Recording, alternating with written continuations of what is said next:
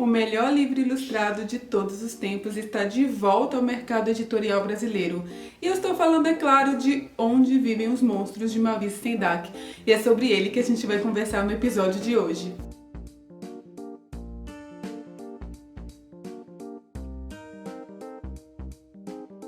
Onde Vivem os Monstros foi lançado em 1963 e marcou para sempre a trajetória do livro ilustrado. Mas sobre o que é esse livro, por que ele é assim tão famoso, tão icônico? Bom, a gente pode começar falando um pouquinho do que foi o lançamento desse livro lá na década de 60. Onde Vivem os Monstros chegou a ser banido, recebeu muita crítica negativa. Ele foi banido de certa forma, principalmente no sul dos Estados Unidos, tirado das bibliotecas, as escolas não aceitavam esse livro e havia muita crítica, principalmente por parte dos pais. E não, o banimento não foi por conta dos monstros, não é porque o livro é muito assustador, macabro, nada do tipo. Se você já viu a ilustração do livro, você sabe que os monstros nem são realmente assustadores, eles estão mais para divertidos do que qualquer outra coisa. Na verdade, toda essa questão em torno de Onde Vivem os Monstros é mais uma visão educativa que se tinha na época do que realmente com relação ao conteúdo do livro. Tudo vai girar então em torno desse protagonista Max, que está brincando com sua fantasia de lobo em casa, é um pouco mal criado com sua mãe e é então mandado para o quarto de castigo sem jantar. E aí é que vem a polêmica. O livro, gente, não traz nenhuma lição de moral, nada no final que traga um pedido de desculpa, aquela coisa bem didática, falando de cima para baixo. Então, isso foi o que realmente incomodou tanto os pais da época. E a gente está falando, é claro, do contexto ali da década de 60, em que o modelo de educação dos pais era muito mais autoritário e principalmente até a concepção de educação era muito diferente e também a concepção do que era literatura para criança.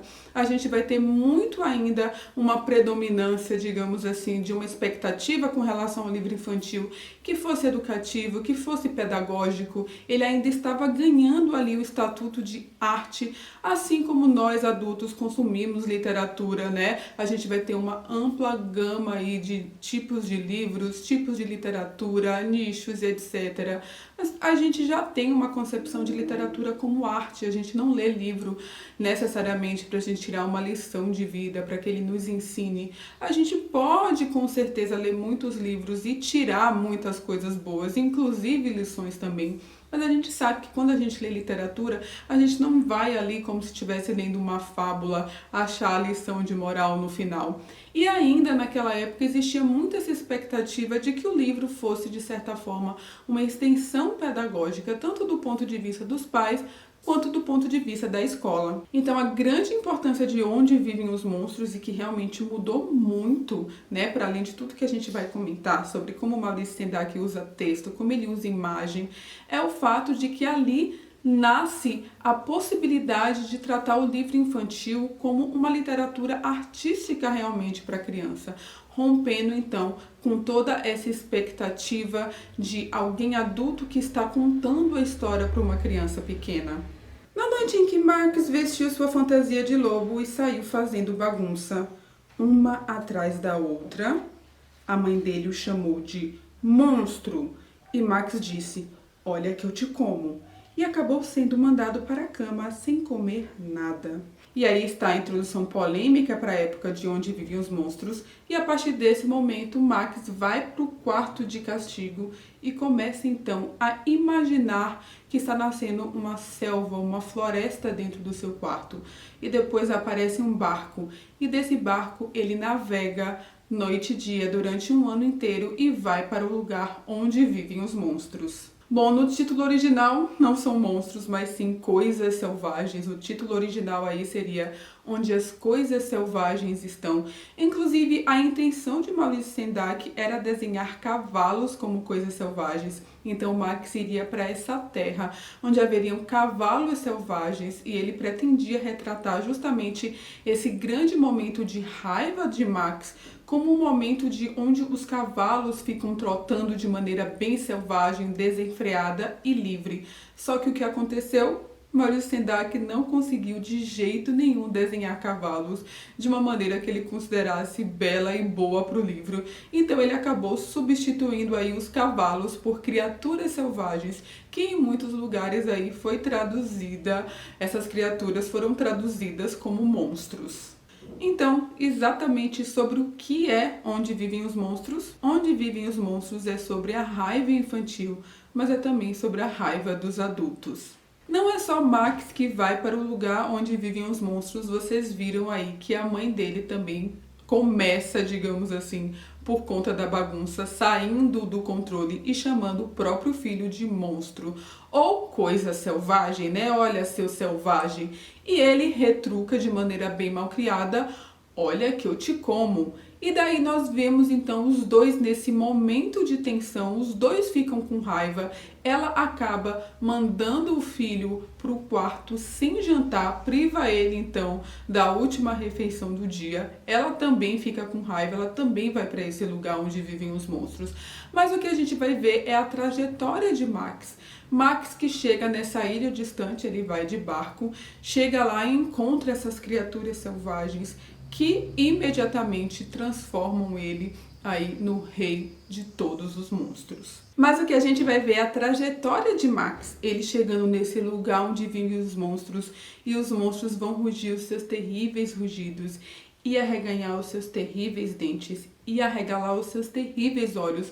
Mas Max, com um truque, vai domar essas criaturas, e é por isso que ele se torna o rei de todos os monstros. Depois de se tornar o rei de todos os monstros, Max vai dar início à bagunça geral. E aí, nesse momento, vai começar uma parte do livro que é totalmente contada através das ilustrações. Então, o que Maurício Sendak vai fazer é algo simplesmente inovador. Ele vai colocar parte da narrativa para ser narrada somente com as imagens. E que imagens lindas, preenchendo literalmente toda a página, sem deixar nenhum pedacinho em branco. Ora, depois desse momento de bagunça geral, que a gente poderia chamar aí de catarse, depois desse momento de explosão, ele ficou com raiva, ele chegou ao ápice, o que acontece na narrativa? Aquilo passa e Max vai ficando entediado, vai olhando e vai sentindo saudade. Saudade do quê? Saudade de casa, saudade do amor da mãe, saudade de uma série de coisas que ele tem quando ele tá bem. E todo mundo que tem uma criança pequena, um irmão pequeno, que, enfim, conviveu com uma criança pequenininha, sabe que é exatamente assim que elas fazem. Elas explodem num momento de raiva e de birra, ficam super chateadas, viram o rosto. O meu filho de 5 anos passou por essa fase aí, entre 2 e 4 anos, em que ele tinha momentos de explosão, em que ele virava o rosto, não queria falar comigo, ficava muito chateado, gritava, falava até que não me amava mais. E depois aquilo passava e ele vinha todo feliz me abraçar. É claro, a maioria das vezes eu fazia ele pedir desculpa, mas nem todas, porque realmente não precisa. E é disso que esse livro vai falar também, né? Ele não vai trazer essa lição. O que acontece quando ele fica entediado? Ele resolve ir embora. E aí vem uma das cenas mais icônicas desse livro. Então, por todos os lados, vindo de muito longe, atravessando o mundo inteiro, ele sentiu o cheiro de coisa boa de comer e desistiu de ser rei do lugar onde vivem os monstros. Mas os monstros gritaram: "Oh, por favor, não vá embora. Nós vamos comer você. Gostamos tanto de você." E Max disse não. Os monstros rugiram seus terríveis rugidos e arreganharam seus terríveis dentes e reviraram seus terríveis olhos e mostraram suas terríveis garras. Mas Max entrou no barquinho que era só dele e deu adeus. O momento de raiva passa para Max e adivinhe só, passou também o momento de raiva da sua mãe. Porque quando ele volta desse lugar, quando ele chega no seu quarto, o que ele encontra? O seu jantar ainda quentinho, esperando por ele. O Maurício Sendak fala também que ele teve uma infância muito difícil. Ele aí viu vários dos seus familiares morrendo no Holocausto, né? O Maurício Sendak nasceu então em 1928, depois da Primeira Guerra Mundial, e logo depois ele pegou o início da Segunda Guerra Mundial. Ele era criança, então vários parentes dele desapareceram, morreram, E por conta desse contexto, ele também recebia muitos parentes que ele nunca tinha ouvido falar, às vezes parentes distantes, amigos, iam se hospedar fugindo, né, de toda essa situação terrível que aconteceu na Segunda Guerra Mundial, iam ficar hospedados na casa dele e para ele tudo aquilo era muito aterrorizante, morte o tempo inteiro, desaparecimento, pessoas que ele não conhecia fazendo parte do seu cotidiano, mandando nele, né, então a gente pode imaginar também como era o contexto da época. E ele fala que de certa forma ele passou toda essa angústia, né, para os livros dele. Então esses monstros, essas criaturas, elas também de certa forma representam esses adultos que apareciam na vida dele e que eram para ele tão assustadores, né, que ele não sabia muito bem quem eram, mas tinham autoridade, ainda mais naquela época que adulto tinha tanto autoritarismo com relação às crianças, ainda que não fosse nem alguém conhecido, mas tinha o direito ali de gritar, de mandar. A gente tinha essa visão mais naquela época e ele vai passar muito disso e muito de toda a história dele. O Maurice Sendak era judeu, toda a família era também, então ele vai passar muito disso nos livros dele, né? Então, junto com o relançamento de Onde Vivem os Monstros, a Companhia das Letras também está relançando, na verdade está relançando um livro e lançando um livro inédito no Brasil. Então ela também está relançando Na Cozinha Noturna, que já tinha sido lançada pela Kozak Naif, a minha edição inclusive é a da Kozak, e ela está lançando aqui no mercado este inédito de Maurice Sendak. Aqui eu estou com O Que Está Lá Fora, mas é porque essa edição é edição de Portugal, eu mandei importar esse livro. Aqui no Brasil o título não é esse, o título é Lá Fora, Logo Ali. O título original é Outside Over There, que a tradução brasileira inclusive seria mais próxima aí do original, como aliás costumam ser as traduções brasileiras, elas costumam ser mais próximas.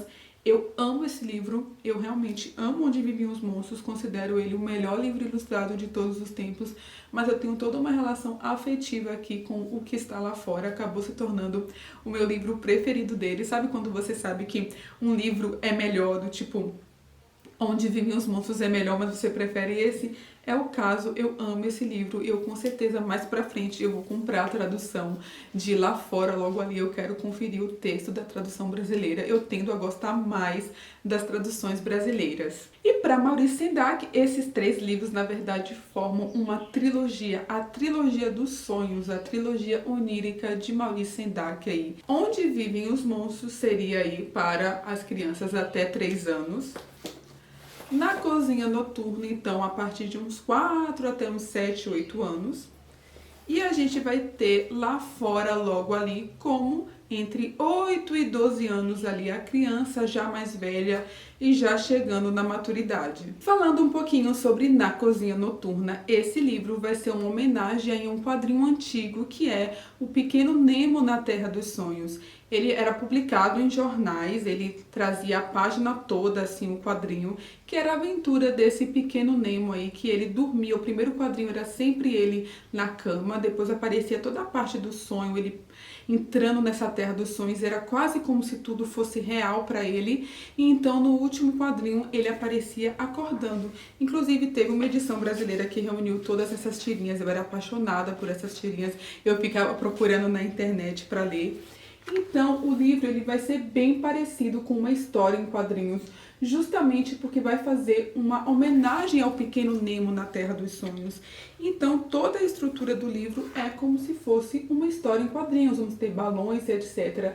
E perceba que esses 3 cozinheiros, como eles vão lembrar um pouco a fisionomia de Hitler. Então eu falei pra vocês que o Maurice Sendak, judeu, toda a história com o Holocausto. Então ele vai misturar todo esse terror que ele tinha, por exemplo, que ele ouvia falar que os parentes dele morriam em fornos. Então esse menino começa a sonhar, tem esses 3 cozinheiros que querem colocar ele nesse forno, né? Então ele vai lidando com isso, mas não de uma maneira assim pedagógica, existe essa história por trás. Você tem acesso às memórias, ao pavor, a mistura de sonho, a ingenuidade, a compreensão infantil. Então, o que foi muito inovador no Maurice Sendak é que ele não procurava ser didático, pedagógico, ter uma lição de moral.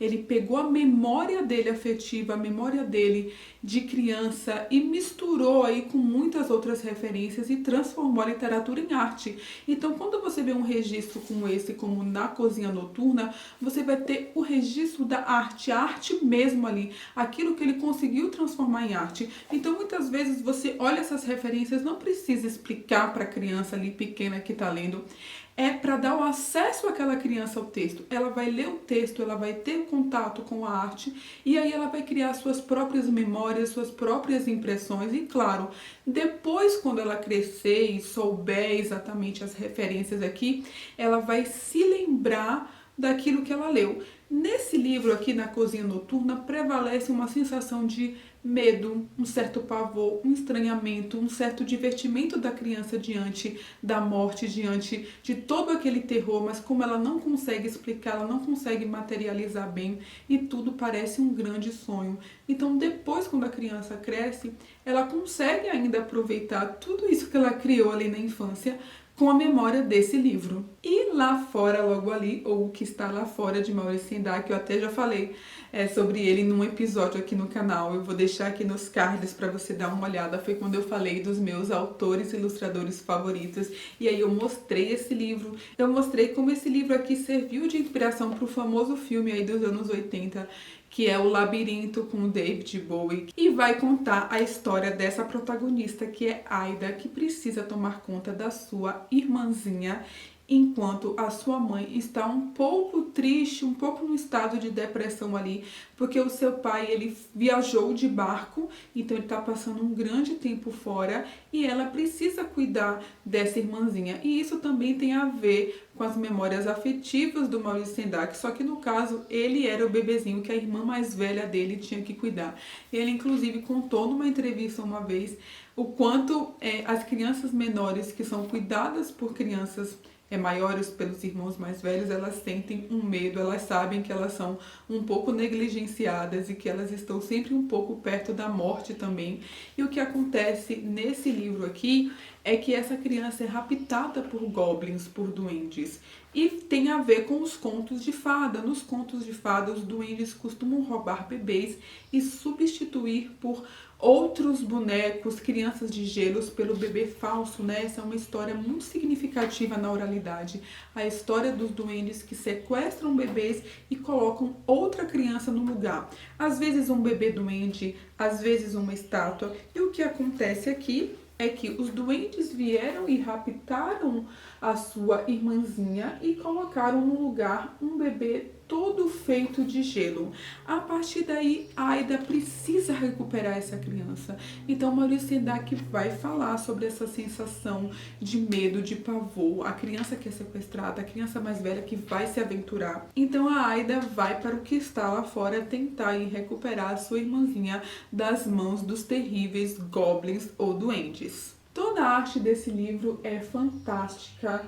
O Maurice Sendak disse que esse é o livro preferido dele, é o livro que mais deu trabalho artisticamente, né? Ele vai ter uma grande inspiração aí nos pintores rafaelitas, então ele vai criar esse visual aqui fantástico. A gente vai ter cenas em que a gente vai ter no cenário de fundo algumas coisas aí mais difíceis a gente entender o contexto, mas incrivelmente lindo, muito legal de ser admirado. Enfim, fica aí a dica para vocês da trilogia dos sonhos de Maurice Sendak. Esse autor que mudou tanto a história do livro ilustrado, do livro infantil, ele que trouxe uma nova forma de você lidar com arte, com literatura enquanto arte para crianças. E é por isso que eu sou tão fã de Maurice Sendak. E é isso, gente. Eu espero que vocês tenham gostado desse episódio. Onde Vivem os Livros é uma homenagem aí a Onde Vivem os Monstros. Então, se você não sabia, está sabendo agora. Um dos meus livros preferidos da vida, mesmo comparando com romances e contos para adultos, eu coloco aí Onde Vivem os Monstros na lista dos livros mais influentes de todos os tempos. Se você vai comprar alguma coisa na Amazon, não se esquece de clicar nos meus links aí, que vai me ajudar bastante, tá bom? Muito obrigada e eu vejo vocês semana que vem. Tchau!